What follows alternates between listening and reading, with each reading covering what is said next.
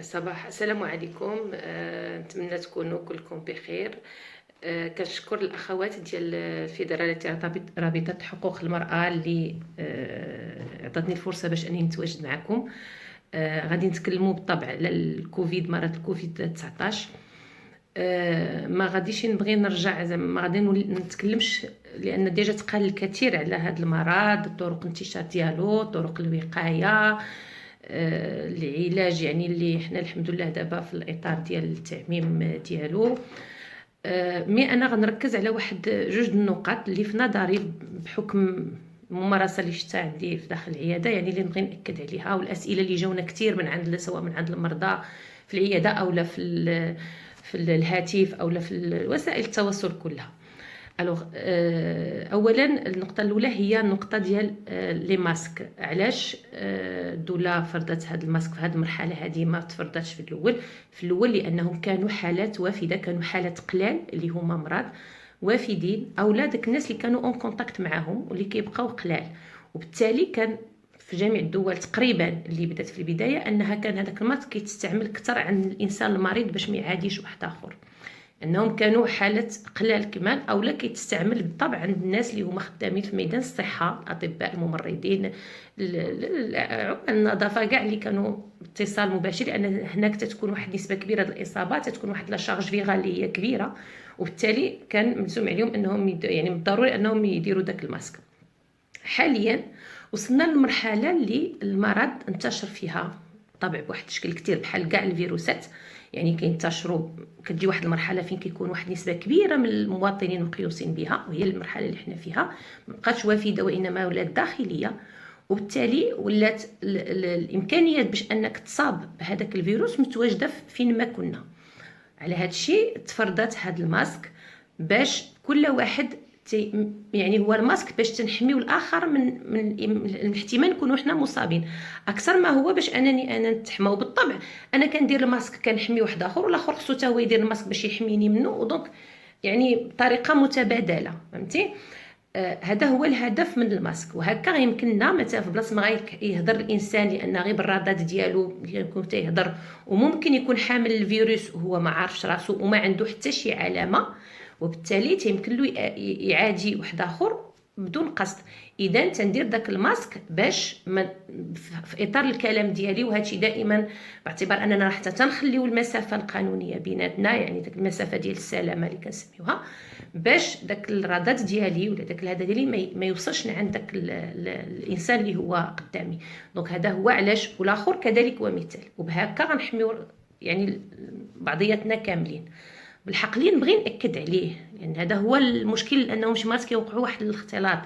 اللي نبغي ناكد عليه هو ان هذا الكوفيد ولا هذا الكورونا راها ماشي عاوتاني دبانه ولا ناموسه ولا كتطلع في الهواء وتطلع الدوزيام والتروازيام وتطلع للسطح لا، يعني ما طلعناهاش حنا للسطح راه ما غتطلعش هي في الهواء. الكورونا ما كتنتقلش، ان جاونا سؤالات ماشي غير انا وانما عند الاطباء كثار بزاف ديال الناس اللي ولاو حيت سمعوا داروا لي ماسك تيجيب لهم الله بلي ان الكورونا كتسارى في الهواء هكا، لا، ولاو خايفين يفتحوا السراجم، ولاو خايفين يطلعوا للسطح، ولاو حتى اللي عنده جرده ما باغيش يخرج ليها، على اعتبار ان الكورونا تتسالى في الهواء. راه ما كايناش هذه، زعما باش نكونوا واضحين، كورونا ماشي طوير ولا شي حاجه اخرى، شي حشره طائره، يعني الكورونا راه كتنتقل. هاد القضيه اللي كنتكلموا على عبر الرذاذ، يعني واحد وداك الرذاذ راه مجرد ما كيخرج راه حتى في النسبه ديالو اللي تتبقى في الهواء واخا تقل عليها الكثير، ولكن في جميع الاحوال راه ما تيبقاش واحد الفتره كبيره في الهواء. ومن تنتكلموا على الهواء يعني المكان اللي حنا تنتعاملوا فيه بجوج، مي ماشي غادي يطير ويمشي ويطلع للسطح، يعني هذه فريمون خصها تتصحح عند الناس اللي عنده سطح ولا جرده عنده بالكون، بالعكس يخرج يشم فيه شويه ديال الهواء. الا كانوا هما في الدار بيان سور يحتفظوا بعضياتهم داك المكان، الجيران كذلك يحاولوا بالطبع ما يطلعوش للسطح كلهم يتجمعوا في السطح، لا، ما انما يعطيو لراسهم يعني بواحد المعادله بعضياتهم باش كل واحد يطلع ينشر حويجاته ويدير ويهوي المسائل ديالو. السراجم خصهم يتفتحوا لان التهويه ضروريه. وبالتالي راه الكورونا كتعادى بحال اللي قلنا بالرذاذ، مجرد ما كتخرج الاغلبيه النسبه الكبيره فيها تتهبط للارض. وعلى داكشي النسبه اللي كتعادي كتر راه هي شنو تنقيسو تما فين كتر كاع، يعني اللي خص الواحد يكون روح احتياطات بزاف، هي يدينا فين تنحطوهم وفين تنهداك ونغسلوهم وداكشي كاع كله اللي تكلمنا عليه يعني كثير في جميع وسائل الاعلام.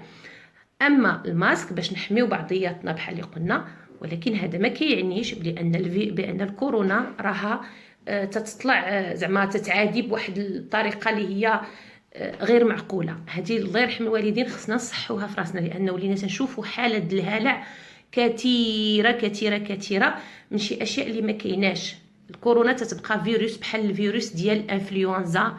المشكل ديالها اللي هو كاين هو انها كتعادي بزاف، يعني كتعادي بزاف.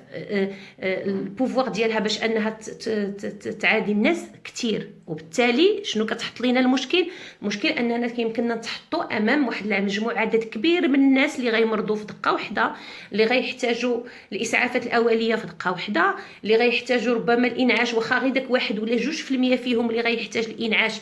راه ملي غتجمع داك 1% وتضربها في واحد 10,000 ولا 15,000 ولا ديال الناس الا مرضوا كلهم في دقه واحده في واحد البلاد، راه حتى شي جهاز صحي ما قدر يواجه هاد المشكل ديال انه كيتعاداو دغيا.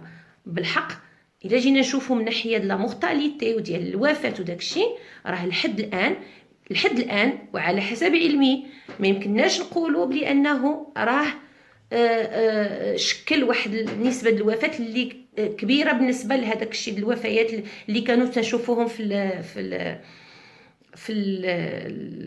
الانفلونزات اللي دازوا السنوات اللي دازوا.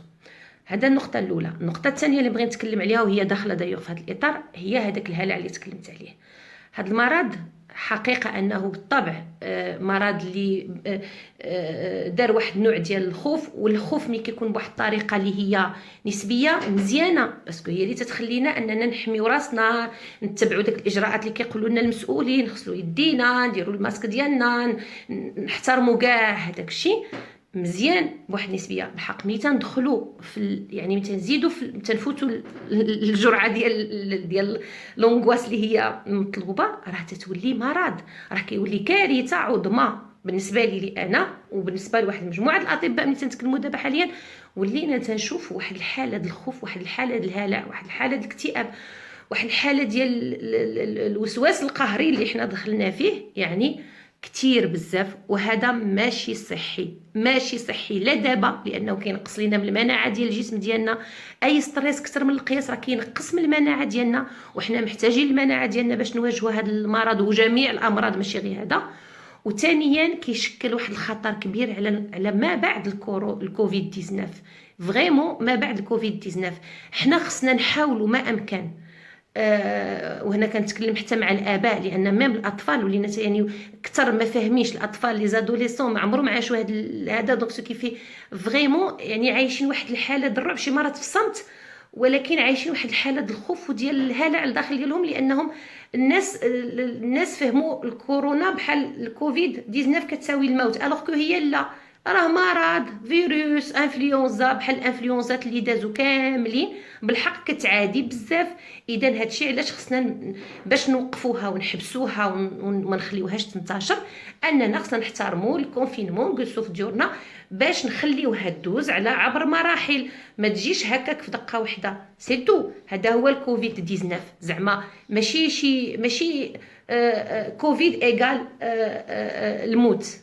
للاسف راه هذا هو الاحساس اللي عند واحد العدد كبير من الناس اللي ما فاهمينش، وخلاهم انهم دخلوا في واحد الحاله ديال الخوف وديال الرعب، داكشي خيالي اللي بدينا كنشوفوه من هذا. وهذا الشيء غادي يبقى الاضرار ديالو يعني الا ما حاولناش اننا شويه نثبتوا راسنا ونردوا البال شنو تنقولوا قدام الاطفال ديالنا، قدام لي زادوليسون ديالنا، قدام الناس اللي هما ما فاهمينش. انا كنطلب انهم الطبقه اللي هي واعيه تشرح شويه لهذوك اللي هما ما فاهمينش، باش ما تخليش هذه الحاله ديال الخوف غادي تاثر على المجتمع كله من بعد. صراحه الكوفيد 19 غادي يمر ان شاء الله يا ربي، وغادي نرجعوا للحياه ديالنا ان شاء الله وباقل الاضرار، لان الحمد لله المسؤول ديالنا المسؤولين راهما زعما كي فريمون البلاد ديالنا الحمد لله انها استطاعت من البدايه انها تاخذ الاجراءات اللازمه باش تسيرني، يعني باش تضبط هذا الفيروس. اذا حنا من جهتنا خصنا شويه نهداو، حتى وسائل الاعلام كنطلب منهم انهم يحاولوا ما امكن انهم يدوزوا واحد الميساج اللي يكون بوزيتيف. حنا ان شاء الله غنخرجوا، ولكن ما خصناش نخرجوا بدماغنا مهزوز كليا مهزوز كليا، ويبقى داكشي اثر على سنوات ونبقاو مرعوبين من اي. بالعكس خصنا نخرجوا اقوياء من هذه المعركه هذه مع هذا الكورونا، لاننا تمكنا اننا نغلبوا عليها. نسبة الوفيات كتبقى قليلة جدا بالمقارنة مع الدول الأخرى الحمد لله. يعني خصنا نكونوا فخورين بالعكس، ونتاكدوا بلي ان راه هذا الفيروس راه بحالو بحال الفيروسات اخرين، وبما اننا دابا استطعنا اننا نتبعوا ونلتزمنا وهذا يعني صافي دير كو خص يكون عندنا ديك الاحساس باننا اقوياء، وبلي انه اي حاجه جاتنا من بعد راه يمكننا نتحكموا فيها. ما كاينش غير الفيروسات، كاين الفيروسات، كاين لا قدر الله عدد الاشياء. دونك سو كيفي يمكننا اننا نتغلبوا عليها ونسيطروا عليها، ونخليو دائما التفكير ديالنا يبقى محافظ على واحد النوع ديال لا سيرينيتي، واحد الكالم. يعني الخوف باش نحميو نفوسنا، نعم بالحق باش ندخلوا في الهلع وفي الاكتئاب وفي حل هذيك الساعه هي اللي غنكونوا بهذا الاحساس هذا. الا خلينا يدخل عندنا زعما في دماغنا، هنا فين غنكونوا خلينا الكورونا انها تنتصر علينا، لانها خلاتنا ماشي غتبقى غير اثرت علينا غير في هذه الفتره هذه، ربما طالت 4 شهور ولا شحال ما كان، وانما غادي تبقى مأثره على سنوات. لان الدماغ ملي كيتاثر ونفسيه الانسان ملي كتاثر راه ماشي بالسهل. سهل انك تعالج الاعراض. غادي دابا حنا الحمد لله في الاسبوع الجاي نهار الاثنين غنبداو في الاكتشاف، يعني لي تيست كاينين، ودونك غادي نبداو اللي عنده غير اعراض كاع كتدل بانها الكورونا راه غيتعالج، وبالتالي راه حنا غنغلبوا على هذا المرض بسهوله ان شاء الله يا ربي بالحق. دونك فيزيكمون راه حنا غنغلبوا عليه، ولكن مونطالمون الا ما رديناش البال لهذا المشكل ديال الهلع اللي واقع، رانا كنظن بانه غادي يبقى عندنا واحد لي سيكل يعني لمده طويله. والله يحفظ الجميع يا ربي، والتزموا بالبيوت ديالكم حتى يدوز هذا، وحتى ان شاء الله نعاودوا نرجعوا لحياتنا العاديه ان شاء الله يا ربي عما قريب.